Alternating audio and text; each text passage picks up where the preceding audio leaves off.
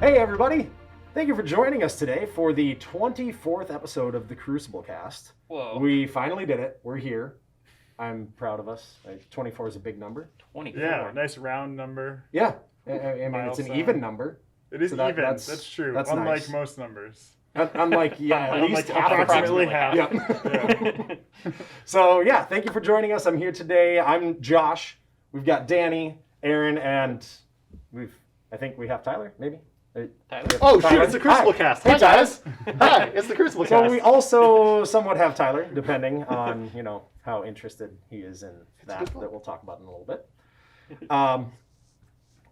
For those of you joining us from the virtual edition of the Tabletop Gaming Expo, welcome. You guys are getting this episode of the Crucible Cast a week before everybody else, so that's super exciting. You're going to get a little bit of spoilers, a little bit of information from these guys before the rest of the world sees it on our platform about a week later. So, congratulations, Pretty and cool. we're happy to have you. So today, we're going to be talking about a few things, going through our typical schedule. We're going to have some Keyforge news to discuss. We're going to have some organized play news to discuss. We're going to go on to our main event, and we've got 3 developers here for that, so I'm super so excited many. for that. It's been So a many long time. developers. It It has been a long time. Has it ever happened where the 3 of you have been Not on the on the Crucible cast together? No, Not in person. In person, no. So that's super exciting. Yeah. So it's a first. Woo! Yay! And then we'll get to, I think we do have a question at the end. So if you want to find the timestamps for those, they're down in the doobly-doo, which is what it is forever known as now on the Crucible Cast, but the doobly-doo down below. So Keyforge news-wise, in the past few episodes, we've talked about, obviously, Mass Mutation being out. Yep. We've talked about the Unfathomable, the Tide, Yep. the Yeah, Evil Twins, everything coming with Dark Tidings. Need a Dark Tidings.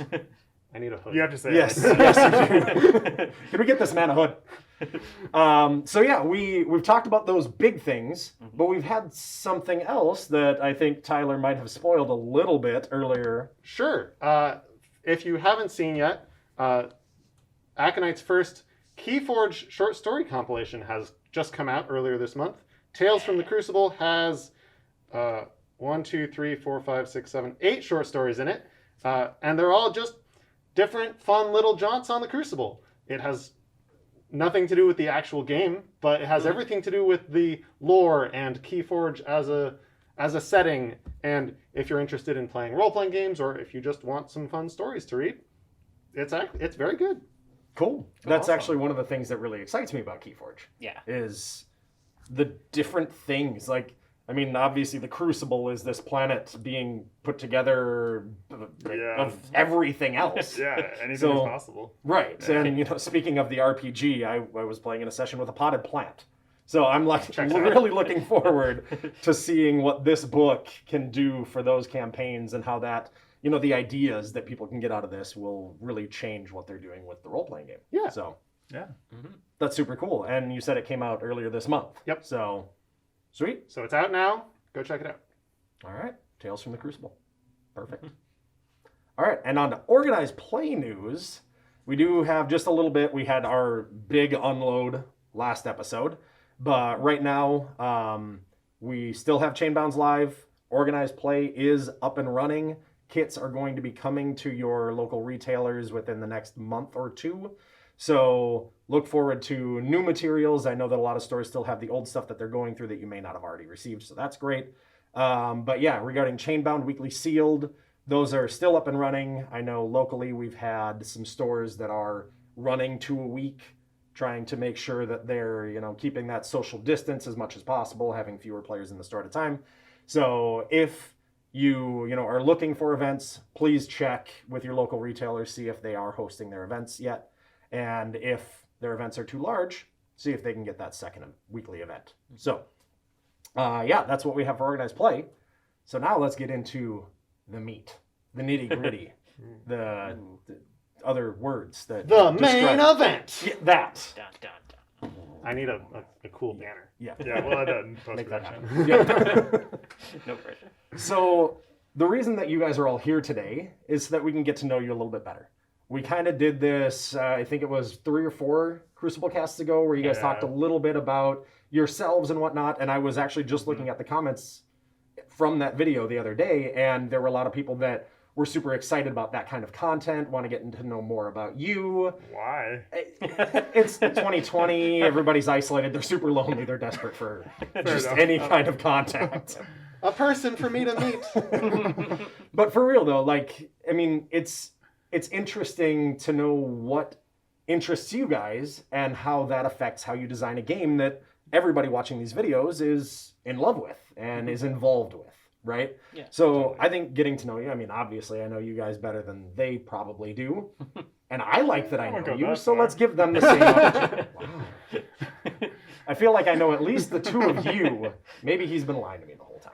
I don't know. I'm an That's open on book. brand. So yeah, we'll just, I'm gonna throw out a few questions. We'll discuss. You guys just, let everybody know what drives you, what motivates you.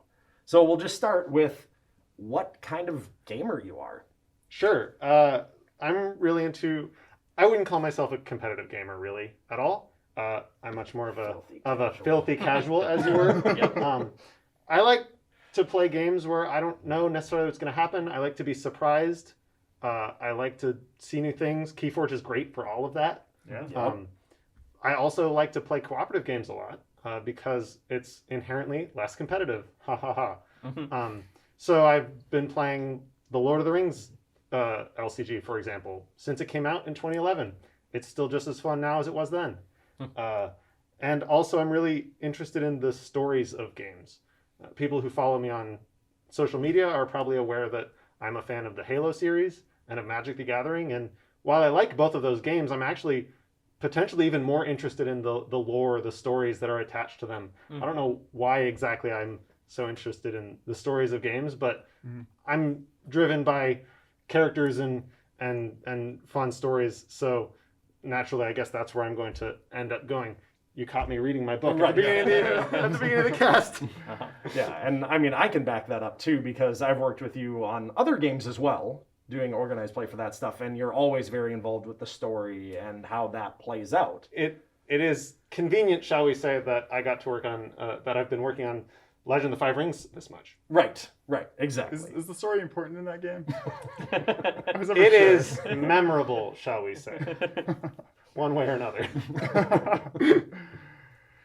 Yeah, so I guess I'm kind of contrast to you, Tyler, because I'm a pretty competitive player in general. I like to win. I just enjoy thinking through games really deeply and trying to find the optimal play, the perfect line to take to win the game. So yeah, that's a big part of why I play games. I do have a bit of a creative side where I would rather win with something unique, something that I came up with rather than just the mainstream thing. In Keyforge, that's sort of I'd rather find a deck with a unusual combo or unusual combination of cards and win with that. So yeah, I'm very much about that competitive side of things. I think we're a good balance in that way. Mhm. I'm also more on the casual side of things. Growing up, my house was kind of the hub for all the gamer friends that I had in high school to come and play every weekend. So we had lots of fun, crazy kitchen table games, where it'd be 4-on-4 and have all kinds of make up our own rules as we went along and do all You kinds should of... ask me about my 16-player Magic game sometime. Oh my gosh. It lasted about 8 hours. So It was a lot of fun, though. I'd never do it again, but it was a lot of fun. Oh As my long as the God. story doesn't last 8 hours, I will ask. that does sound up my alley. Yeah, I like that kind of wacky stuff. Yeah, I like just building the deck that's gonna go off in the most spectacular way possible, even though it only works a tenth of the time. So So yeah, I would rather Sounds play fun. a Magic game that lasted 10 minutes, but then spend the next 8 hours analyzing. Nice, Played it right nice. now. No, that checks out. That checks out. Not for me. You get a 3% edge, but it's worth it. 3% is so sweet. So following up with that, so we know what kind of gamer you are. Now, what kind of cards, as a developer for card games, but especially Keyforge, what kind of cards do you like to design? I really like synergistic stuff. So especially most card games I've played, that is encouraged through deck building. if you can get all of the pieces that work together in this strange, harmonious fashion, you can pull off these amazing combos. And that's harder to design in Keyforge because people can't have the decks that they, get to construct. Build their own deck, yeah. But we can do it a little bit with like the multi-part cards, so we can have a little bit of. We know that you're going to have an upgrade in your deck because this guy comes with an upgrade. Sure. So I like doing some of the back end tinkering like that, and I also like picking a theme for a house and really drilling into that theme for a particular set. So we know like maybe this is a little bit for you, but like in Dark Tidings, Untamed is all about those +1 power counters. Yeah. They're all about like building that up. So there's lots of cards, and if you can get to enough of a critical mass with that stuff, then you can actually start to count on things that care about +1 power counters. But it has to be the thing for that house, for that set. You have to build a lot of it. It's really fun to do that in Keyforge, I Yeah. feel like, because you know that people aren't going to be able to build their own deck and put all the best cards in. But if you put enough different things in the set, you'll see a lot of different versions of like the +1 power Yeah. deck for Untamed. Make sure there's good combos there. The same with Unfathomable and like Exhaustion combos. Yeah. Yes, for sure. Yeah. For sure. Yes, so much. Mm-hmm. Yeah, so I'd say my favorite cards to design are the sort of big symmetrical cards that just like change how the game plays out. There are a lot of artifacts that do this in Keyforge, like Fangtooth Cavern is an example where it's every turn destroying the least powerful creature, and it really makes you think about what cards you're going to play from your hand. Like, just like changes the tenor of the game. There's some really cool ones in Dark Tidings. My favorite one ever is actually in Dark Tidings, but I don't think it's been previewed yet. Nice. Don't talk about it. Yeah, Is it an artifact? it is an artifact. All right, now they know. They got to keep their eyes out for every artifact in Dark Tidings. Wacky artifact in Is, Dark Tidings. is this Danny's card? Is this Danny's card? No, maybe? Okay, yeah. Yeah. I also, the other thing, I really get a lot of satisfaction out of just designing really like simple, elegant, straightforward, like common cards. It's just like, it's oddly satisfying, and it's fun in Keyforge because they're really important in Keyforge. Like, they're going to be, the bulk of your deck is going to be common cards. And they you have don't to want be your deck to be good. bad. Yeah, exactly. Right. It gives I've got this really good rare, but everything else is terrible. No, you don't want that. No. Yeah. I like to design cards that I don't necessarily know what's going to happen when you play them. Whether that means it's a card that lets me play a card out of my opponent's hand or off the top of my deck, right? Wild Wormhole is definitely in that space. Or just like it has so many permutations of outcomes that I don't necessarily, maybe in one game it'll be like this, and another game it'll be like this. I like variety. And so variety and surprise. So anything that can make games feel different from each other is sort of where I like to explore. Got it. So I'm not going to lie. When you first said that, I was very concerned that you wanted to create cards where you had no idea what they did. Yeah, well, you know, you just write some text on the card and send it out and see what they do. Yeah, the players will figure it out. They'll figure it out, no problem.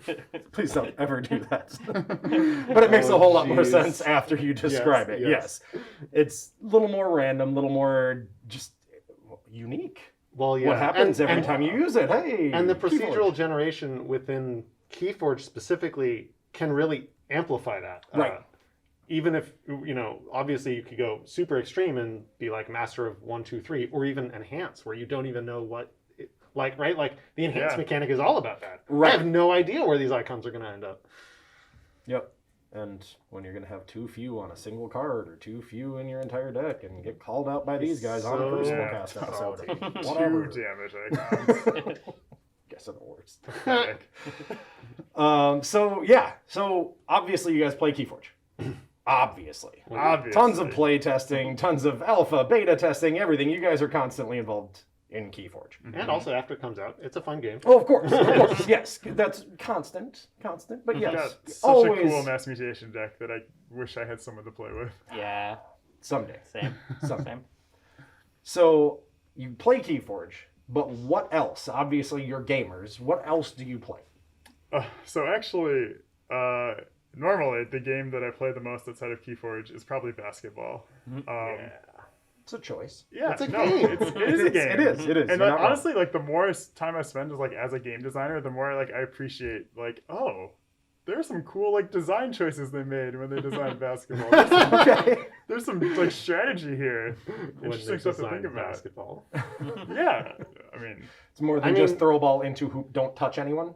It's more than that. it is more than that. Okay. Yeah, you can touch people a little bit in certain contexts. It's kind of emergent design, right? Because Yeah, exactly. It's I like, don't know you if it was this- like figured out by a council as much as it's just everybody playing it and figuring out like, oh, that didn't work. So This much, is let's good. tweak This is bad. Yeah. Yeah. And then everybody Yeah. else is like, oh, that was a good idea. Let's keep that. Yeah, and literally, That's like the cool. rules have evolved over like 120 years or whatever. It's Mhm. actually kind of cool. But unfortunately, there's no basketball to be played right now. Sure. So what I've mostly been doing lately is playing online games with my friends as a way to keep in touch. I've been playing a lot of League of Legends, which Okay. I think of as the basketball of online games. You know, Okay. it's a team game, 5-on-5. Yeah. Everybody has different roles. All right, you're starting to Yeah. sell me on it. It's basically the same as basketball. Right. Almost the exact same. Killing people. Yeah, you know, your mage is your shooting guard, and your tank is Okay. your center. All right. Nice. It all lines up perfectly. Yeah. Yeah. It's almost like he's been playing League of Legends this whole time. Cool. Yeah. So I've been playing a lot of online games as well, a lot of video games, of course. I'm sure everybody has, but the main thing I've really been enjoying lately is playing over like Google Hangouts RPGs with my friends. So I've been playing Monster of the Week right now, which is a very What like is that? lightweight RPG. It's only a couple of pages of rules can really get you into it, and your playbook's only a couple of pages, and it's kind of like a Buffy the Vampire Slayer kind of world where you're like it's episodic cool. and each I'm already session sold. is like an episode of a TV show. That's and then cool. Okay, And- how much does it really get the like TV show vibe? Oh, Does it's- it get it really well? yeah, it does. Oh, that's so cool. You can do these cinematic moments. My the storyteller is my friend Shane. He'll do like cool. We cut to this happening, and he'll tell us Nice. like what Oh my the goodness. villains are having their like secret meeting that our characters don't know about, but he's still like, But it's for the audience. yeah, this is part of the TV show that you get to watch now. And Oh, I love he'll that. do these little performances that's really sweet. I love that. That's amazing. Yeah. I've also been playing online games. Surprisingly, I've been playing a lot of Overcooked because that's a cooperative online game. Being able to collaborate with friends is actually a really good way to connect with them, especially since I can't see most of them right now. And it's a challenging and surprisingly, there's a lot of the game. So I've been playing it for months and I'm not technically done yet. So Nice. that's Wow. cool. I've not played. I might have to give that a shot. You should. There's another game that is similar. Doesn't have online play, unfortunately, called Moving Out, which is in the Okay. same vein of only this time instead of cooking in a restaurant, you're movers moving out of people's houses. But Everybody's it's favorite All, task. yeah, I was gonna Everybody's say, all favorite your task. games are just stuff you wouldn't want to do in real life. except that like they're really loose with the concept of personal property. So like breaking windows or pulling appliances, just ripping them out of the wall, like that's all normal and expected in this game. So Okay.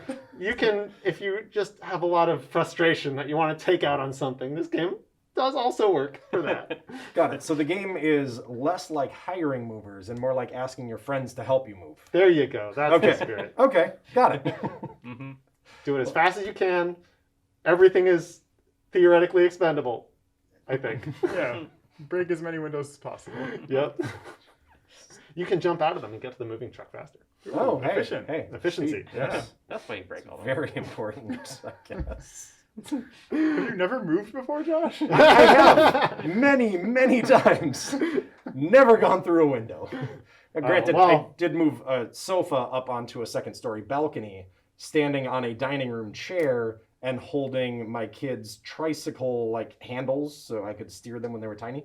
Holding that over my head with the couch on it. I've done that. You know, But not I was through a going- my window. friends and I did that in college, and we did break a window while we were doing it. All right. I luckily did not. So, Yeah. You're doing something right. yes. Only scared outside my mind standing under that super At heavy least couch. you didn't break yourself. Yes, Yes, yes. that's true. That is That for was sure much the more important likely part. in that Yeah. situation. Yep. So you guys have all been with FFG for a while. Been doing the Fantasy Flight things for a bit. You've worked on different games. You've worked with different people. Now that you are, a bit of a team for Keyforge, Just a bit of a just team. a bit of a team, how has that maybe changed the way you look at things? Like, has it changed the way you design, or just how does that work with you guys as a group? Something that I've found with this group in particular that's been really cool and rewarding is that we're all very collaborative people. All of us are very open to listening to each other's ideas and iterating on them. Which is very clear from the very separate conversations we're all having here. You guys are great listeners. Good job. Such good listeners. You just get lost. Are in there those other eyes people? sometimes. Are there other people in the room? I'm just talking to the camera. Yeah, We're like actually all still at our houses, and we've just edited this together with clever camera tricks. Real it's good. it's very effective. Yeah. Sorry, continue. No, you're good. It's like I might have an idea that maybe there's this seed of the idea is really good, but it's got this extra thing that isn't really all that fun. And Aaron or Danny can be like, okay, well maybe if we chop that bad part out and then use the good part, then we're good. Or if I have an idea, but Danny has a different idea and Danny's idea is better, then it's like, nope, we're just going to use Danny's idea, and no one is super attached to bad ideas that happen to be theirs. Because we're all really here to make the best game we can, and we all get to contribute to that, and no one is concerned that they're not pulling their weight, because everyone does pull their weight. Yeah, I agree. And I was going to say, just as you gleaned from the past few questions, we all have very different perspectives on games and different things that we focus on and think are cool. So the collaboration is pretty awesome in a lot of cases, because I'll be coming at it from like a competitive side, whereas like Tyler's coming at it from like the creative lore side, and maybe Aaron has like a cool like big swingy wacky idea to throw in there, and it all gets mixed together in this delicious Keyforge soup. Yeah, it's very collaborative. Like, I have a hard time when I try to think back on cards we designed, like who did what on that card or whose idea that really was, because it's so collaborative. It's all mixed up in a pot. It's like, It's so true. one of us was kind of talking about, I think it'd be cool if we had a skirmish guy that did this kind of thing, and then another person threw out an idea that was in that vein but busted, and then another person was Always like, but busted. let's dial it back into this, and then we give it to the playtesters, and the playtesters are like, well, that's kind of cool, but it would be even better in some other scenario if it was this other slightly parallel thing. And so it's always evolving, and everybody gets their hands on the When cards. we're doing the initial design of a set, we'll just throw out as many ideas as we can think of. And looking back at those spreadsheets of ideas, I have no idea who suggested anything. Yeah. Or maybe a couple I can remember from each set, but it's Yeah, it's if pretty there's, much all like- just mixed together. If there's top-down designs maybe, but like for a lot of the commons especially, it's like this could have come from any or all of us. Yeah. We've definitely had multiple people design the same card before. That's true. that happens. That happens That's for true. sure. I didn't know that was a thing, but with this group, it kind of makes sense. Hey, here's a card. Oh, I made that same thing, but it had a different name or something. I don't know. Yeah. Nice. All right, and just kind of following that, obviously, you guys work together as a group, but it's not just you guys. So you guys have worked with other people internally. Obviously, you guys have been able to work with legends like Nate French, Richard Garfield, especially on Keyforge, the legend himself. Oh, jeez. Mike? No. Barry. Yeah, kind of tall Barry. It starts with guy. a B. Yeah, tall guy, Yeah. skinny, blonde hair. Yeah. Yeah. It's not me. Quicksilver, I don't know why Quicksilver. you're looking at me. Quicksilver. Oh yeah, Quicksilver. Quicksilver. Yeah, Yeah, Quicksilver. I don't know why we thought. So Yeah. worked with legends like them. Obviously, you guys are also kind of filling the shoes of some people that have created amazing games in the past. Lucas Litzinger, Eric Lang. Yeah. How does that affect you guys on a day-to-day basis? Like, have you learned from their examples? Are there things that, you'd like to do differently just to keep styles different? Yeah, I just feel so lucky to have worked with so many amazing, just like legendary designers in my time. When I started, I worked really closely with Nate on Game of Thrones, and he's just super smart and very thoughtful. Like he really instills in you this idea of like think through your processes and don't just do something just because it's the way it's always been done. Like really think about why you're doing things and be very intentional with your design. And then Brad obviously worked with a ton on Keyforge, Right. and he the biggest thing I got from Brad is just like don't hold yourself back. Whatever your wackiest, most out there idea is, throw it out there, and we can dial it back if we need to. But it's better; you'll get better, like more creative results if you think of the craziest thing and dial it back than if you're trying to like pump up boring. How are we going to safe have ideas. a creature that is on 2 cards? I don't Exactly. know. We'll get there when we get there. Yeah. Right. Oh my gosh. Like Make it enhance. happen, and then it happens. Oh, yeah, Enhance is enhance, like, for is this sure. possible? I don't know, but let's try it. Yeah, totally. You know, he would often say like, if our technology team isn't mad at us, we're not designing the set well enough. Yes. And Yeah, working for sure. with the technology team, they are often mad at you guys. So Yeah. good work. Great. We But did. they I'm are proud of also you all. amazing and always figure it out. Oh, I was going to say, me the too. fact that they So can good. make our wacky ideas happen is Right. also an impressive feat. Yeah. Brad was always good at like shaking me out of complacency. He's like, no, just working, just functional is not good enough. You always got to look at it. What can you do to make it even better? What can you do to make it great? Like, and that even extended to the art briefs and stuff like that. Like, how can and flavor text? Like, how can we keep expanding the envelope, making the world deeper and richer and better? And like, every opportunity you can find to put a little more polish on it, make it a little awesome, more fun. You should always be looking for that, and not just putting something out there to put something out there. Right. For And sure, I for think sure. of Babbling Bibliophile with stuff like that. Yeah. Simple card. Yeah. Flavor text is incredible. Yeah. And a lot of those wacky names. Keyfrog, I wasn't around when it was designed, but I have to assume it was literally a joke of someone misreading Keyforge, and they said, but what if we put it on a card? Yep. Yes. You're correct. 100%. Yeah, I learned this from Brad, but from what I understand, hearing your discussions about your discussions with Richard Garfield, it sounds like he has a similar perspective, which is that For sure. For sure. approaching the game design process not from a what am I going to have my players do or what am I going to put on this game piece, but really like what is the experience that the player is going to have? What is this game going to feel like to play?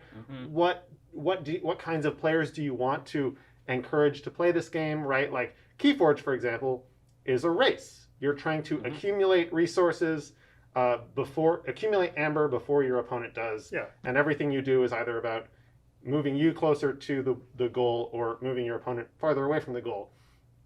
And that has a very particular sort of feel to play, which is very different from a game like Legend of the Five Rings, which is a much more resource management, attrition. You're trying to conserve your resources while making your opponent run out on their end or find weaknesses and punch through to that, which is itself a very different kind of play experience than something like Hearthstone, which is much more short and just punchy punch and your Yeah, opponent. fight Right, things like- and win. yeah. Yeah.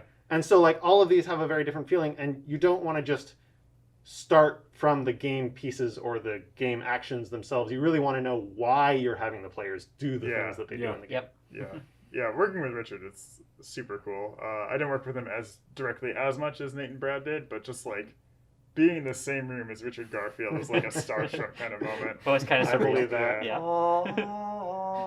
And he, much like Brad, he's like not afraid to try out the craziest things, and he's always he always pushes us to like push the algorithm and the procedurally generated cards to their limits. There's stuff that he suggested that I think we still have not been able to do because it's just how would we even do that technology wise? But But that's what's cool. One of these days we'll get there. Exactly. Right, exactly. Game can just continue to grow, Yeah. especially with an amazing team like you guys. Aww. Sorry, I had to. Well, cool. So that's awesome. I feel like we know a lot more about you guys. Oh, I know a little bit more. I hope they know a lot more about you guys. And, I'm going to mention this now. If you guys like stuff like this, let us know in the comments below and tell us what other questions you have about the developers. Yeah. Only the developers. You don't get to ask questions about anybody else in the company at But any time, definitely him. anywhere, Yeah. just the Josh, developers. Josh has secrets. I have no secrets. I don't know what they I'm are. an open book. I'm counting on the audience here to come up with the questions so that I can learn about Josh's secrets. Yeah, no, I'm the host. I don't answer questions. Don't look him up on Interpol. That's all I'm saying. Oh boy. It's a different name. It's fine. Oh, okay. Okay, we're good. So yeah, again, thanks for all of that. I thought this was really cool. Yeah. I'm happy we were able to get together and do it.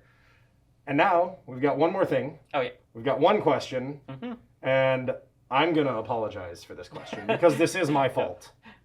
So go ahead and tell us what this question is. So this question came up about a month ago. What is time anyway? Yeah. So No when kidding. we were doing the stream showing the impossible decks, and you were playing one of the impossible decks, and you had Senator Strix out with some amber on it. Your opponent played Bumpsy, which could make you lose 1 amber, and you asked if you could lose the amber off of Senator Strix. Yep. And I'm not disappointed in Really, myself for Josh? asking this question at all. I'm can't really see just my too Questions are nice good. and No, didn't no. want to let you down, so I said yes. Oh, But in retrospect, I was wrong. You definitely can't do that. Yeah. Most of our rules answers are just what would make Josh the happiest. Yeah.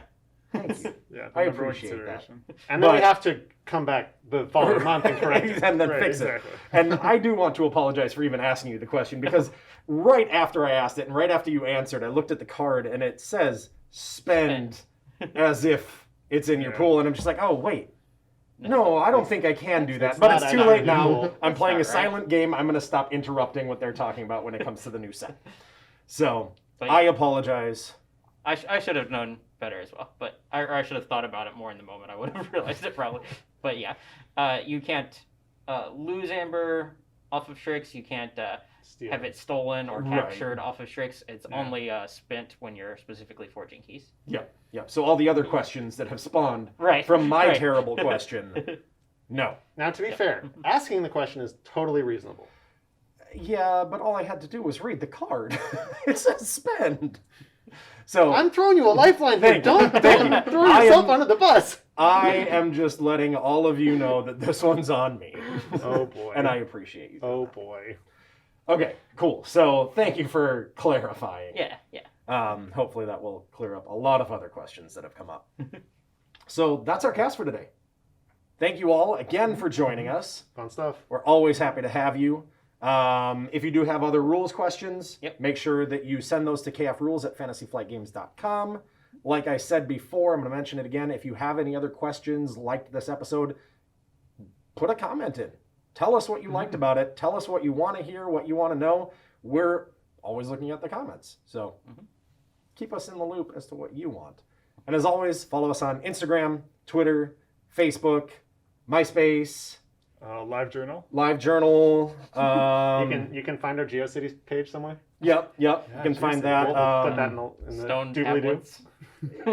You could send us a stone tablet. Absolutely. I would I definitely would try to read for that. sure read that. Pretty legit. Send us a raven with a message on it. But for all of those things that we really officially have, you can find those in the doobly-doo below. Go and follow us there and join our conversations. And make sure you're hitting the thumbs up on this video. Like it because you like us, because we need love. And click on thumbnails somewhere around us here to watch past episodes of Josh, There's it's a not lot working. of thumbs today. Josh, it's not working. I'm not seeing anything. I see Tyler. Why do you on make the me work Crucible with Cast. them? Oh, I guess I Alright. need to get my thumb replaced. All right. Work here. So thank you all, Thank you. and we will see you again in a month.